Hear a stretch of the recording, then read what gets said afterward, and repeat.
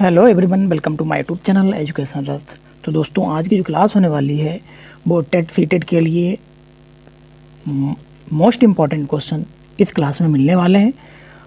और ये सीडीपी की है, मनोविज्ञान की।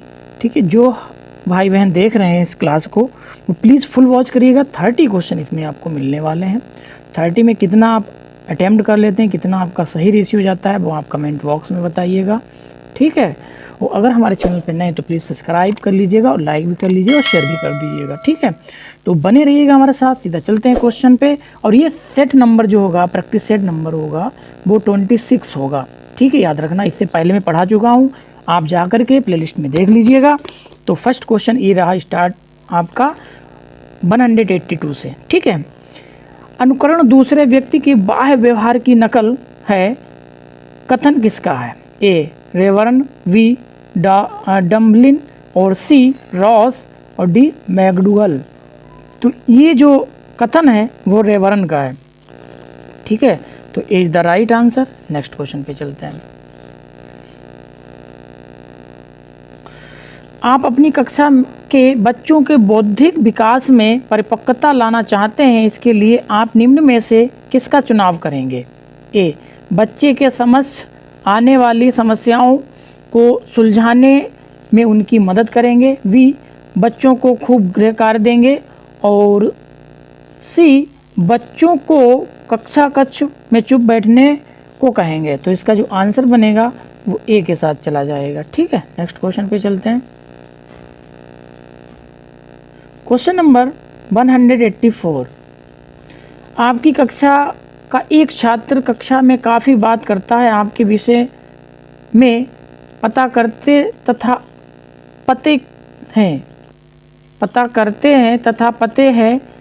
पाते हैं कि वही छात्र अपने घर पर बहुत ही कम बात करता है।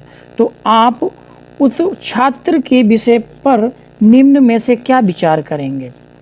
ए विद्यालय प्रत्येक समय बच्चों को खूब बातें करने का अवसर प्रदान करता है, और बी शिक्षकों की यह मांग है कि बच्चे विद्यालय में खूब बात करें, और सी उस बच्चे को उसका घर पसंद नहीं है।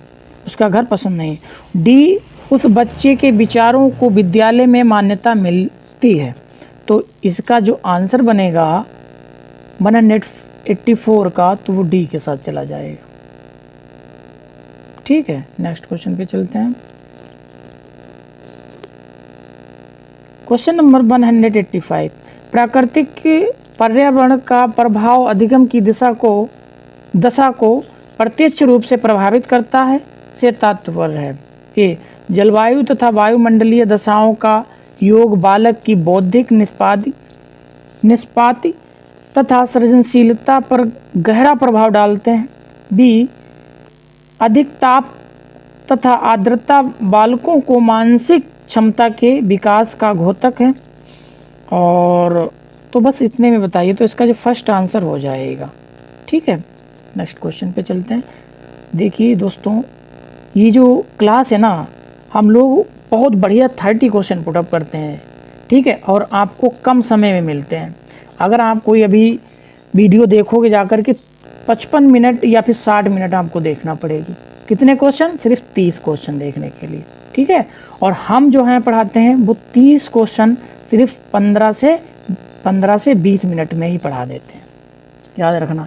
तो जहाँ पर ज़्यादा कंटेंट मिले और कम समय लगे तो वहाँ पर अचीव करना चाहिए, है ना। ठीक है, आप अपनी कक्षा में एक पिछड़े छात्र में अधिगम की गति को तीव्र करना चाहते हैं, जिससे वह मान्यता छात्रों की श्रेणी में आ सके। इसके लिए आप निम्न में से क्या उपाय अपनाएंगे? बढ़िया क्वेश्चन है, वेरी वेरी इंपॉर्टेंट है, लिख लो। इसी टाइप के क्वेश्चन भी एग्जाम में आते हैं। तो एक मिनट, सही।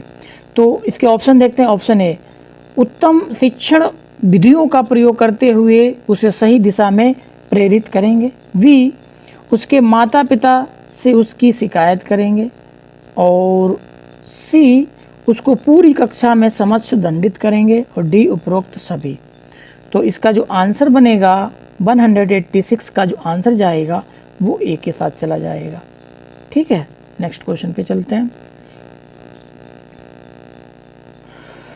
क्वेश्चन नंबर 187, किसी बालक में संवेग आवश्यक है क्योंकि संवेग ए बालक की संवेगात्मक अनुक्रिया है, बी बालक की उद्दीपक अवस्था है जो किसी उद्दीपक के संदर्भ में अनुक्रिया द्वारा व्यक्त की जाती है, और सी बालक द्वारा किसी विशेष दशा में दिया गया प्रत्युत्तर है, और डी बालक के असंगठित व्यवहार को प्रदर्शित करता है। तो इसका जो आंसर बनेगा वो सी के साथ चला जाएगा।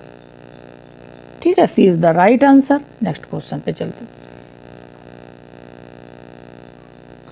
एक अध्यापक को अपनी शैक्षिक क्रियाओं के अभियोजन के समय जातीय भेदभाव के संदर्भ में अपनी शिक्षण प्रक्रिया में क्या अपनाना चाहिए? ए कठोरता, बी लचीलापन, सी न कठोरता न लचीलापन, और डी कठोरता व लचीलापन दोनों। तो इसका जो आंसर बनेगा वो लचीलापन। ठीक है, तो वी के साथ चला जाएगा। नेक्स्ट क्वेश्चन पे चलते हैं। आपकी कक्षा में कुछ बच्चे शारीरिक रूप से निःशक्त, कुछ बच्चे मानसिक रूप से निःशक्त और बाकी बच्चे सामान्य हैं। आपके अनुसार उन्हें कक्षा में बैठने की निम्न अवस्था सर्वाधिक उपयोगी होगी। देखिए, ये क्वेश्चन मैंने इसलिए रिपीट किया है क्योंकि ये बढ़िया क्वेश्चन है। ठीक है, पिछली क्लास में भी मैंने रिपीट कर दिया था, इसको अब भी रिपीट कर दिया। ठीक है, इस क्लास में भी तो बढ़िया क्वेश्चन है, ज़रा देख के चलना। अब इसके ऑप्शन देख लेते हैं क्या है। ए बच्चों को कक्षा में कहीं भी बैठने की सुविधा प्रदान की जाएगी, बी शारीरिक रूप से निःशक्त बच्चों को आगे बैठाया जाएगा, वी मानसिक रूप से निःशक्त बच्चों को सबसे आगे बैठाया जाएगा, और डी सामान्य बच्चों को सबसे आगे बैठाया जाएगा। तो इसका जो आंसर बनेगा वो ए के साथ जाएगा। ठीक है, नेक्स्ट क्वेश्चन पे चलते हैं।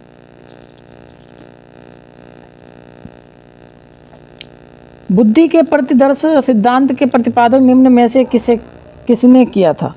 ए Thomson, B Spearman, C Thorndike, D विने।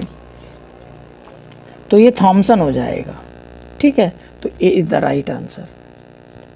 अगला क्वेश्चन ये रहा आपकी स्क्रीन पे। मूल्यांकन की प्रक्रिया के दौरान शिक्षकों को काफ़ी सावधानी बरतने की आवश्यकता होती है। इस दौरान शिक्षकों को निम्नलिखित में से कौन सा कार्य नहीं करना चाहिए? देखना जरा। नहीं, ए प्रत्येक विद्यार्थी को अनुक्रिया के बारे में संवेदनशील होना, बी बच्चों को प्रगति के बारे में सूचना एकत्रित करते रहना, और सी शिक्षार्थियों को विभिन्न वर्गों में विभाजित कर उसके बीच तुलना करना, और डी बच्चों की विभिन्न प्रकार की सूचनाओं को अभिलेखबद्ध करना। तो इसका जो आंसर बनेगा 192 का जो आंसर जाएगा वो सी के साथ चला जाएगा। ठीक है, अगला क्वेश्चन ये रहा। आप अपनी कक्षा में अपने शिक्षण के दौरान कड़ी मेहनत करते हैं, फिर भी आपकी कक्षा में काफ़ी शैक्षिक भिन्नता दिखाई देती है। इसका कारण क्या हो सकता है? बढ़िया क्वेश्चन, वेरी वेरी इंपॉर्टेंट। तो कुछ क्वेश्चन मैंने दो तीन शायद रिपीट हैं। बढ़िया क्वेश्चन है क्योंकि ये हर बार आते हैं ना, इसलिए रिपीट कर दिए। ए आपकी कक्षा में कुल छात्र में सो जाते हैं, आपकी कक्षा के छात्र आपको पसंद नहीं करते हैं। और नेक्स्ट है जो विभिन्न छात्रों में व्यक्तित्व गुण भिन्न भिन्न होते हैं, डी इनमें से कोई नहीं। तो इसका जो आंसर बनेगा वो सी के साथ चला जाएगा। ठीक है, तो C is the right answer. Next question पे चलते हैं।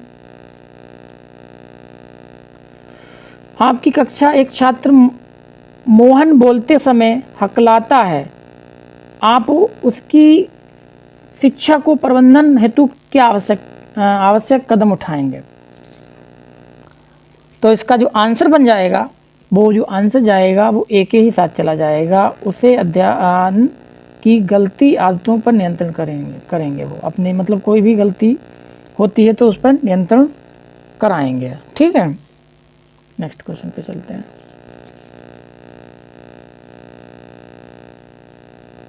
यदि आप अपनी कक्षा में बच्चों को यह भावना जागृत करना चाहते हैं कि उन्हें विद्यालय उपलब्धि में सफल होना चाहिए, तो उनके लिए आप निम्न में से उपाय अपनाएंगे।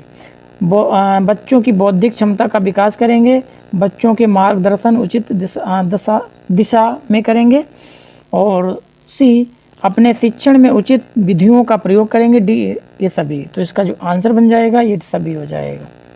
ठीक है, नेक्स्ट क्वेश्चन पे चलते हैं।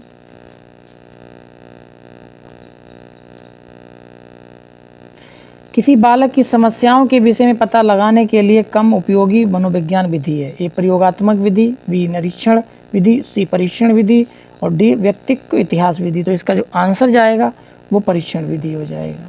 ठीक है, नेक्स्ट क्वेश्चन पे चलते हैं।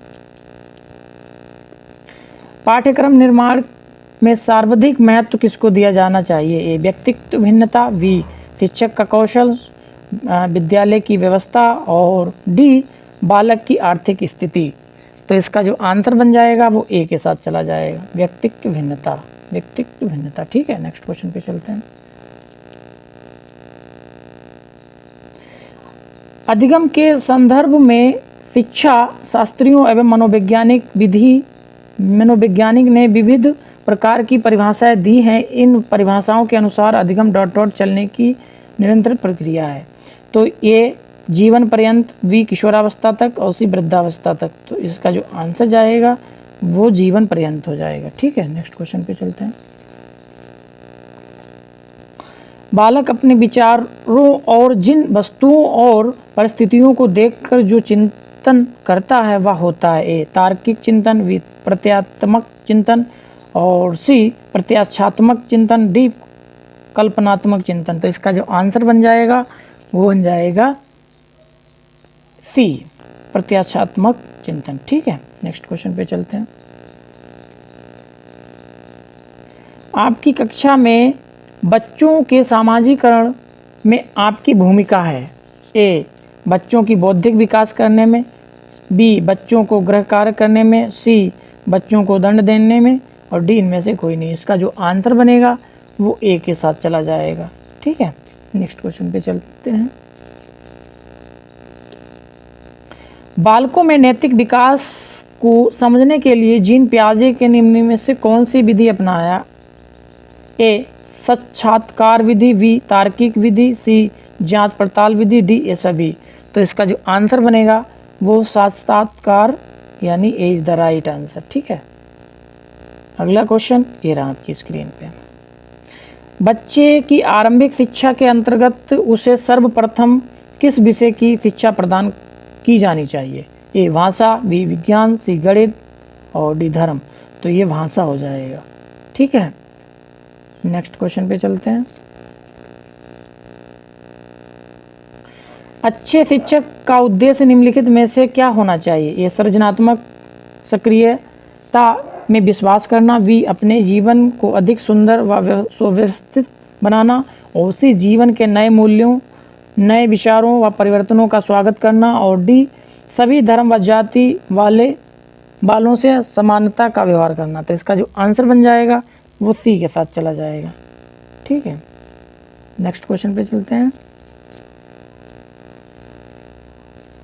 क्वेश्चन नंबर 206, बाल केंद्रित शिक्षा में पाठ्यक्रम का स्वरूप नहीं होना चाहिए। नहीं की बात की गई। ए लचीला, बी आर्थिक आवश्यकताओं के अनुसार, वी पूर्व ज्ञान पर आधारित, और डी वातावरण के अनुकूल। तो इसका जो आंसर बन जाएगा वो क्या बन जाएगा? वो बी बन जाएगा। ठीक है, नेक्स्ट क्वेश्चन पे चलते हैं। कोहल वर्ग के अनुसार नैतिक विकास का प्रथम चरण है। ए दंड व आज्ञा पालन की अभिमुखता, बी परस्पर एक रूप अभिमुखता, उसी अधिकार संरक्षण अभिमुखता, और डी सार्वभौमिक नैतिक सिद्धांत की अभिमुखता। तो इसका जो आंसर बन जाएगा वो ए के साथ चला जाएगा। ठीक है, नेक्स्ट क्वेश्चन पे चलते हैं। तो साथियों इतने क्वेश्चन थे। आई होप आपको वीडियो अच्छी लगी होगी। तो लाइक शेयर सब्सक्राइब जरूर करें। मिलेंगे नेक्स्ट क्लास में। Thank you.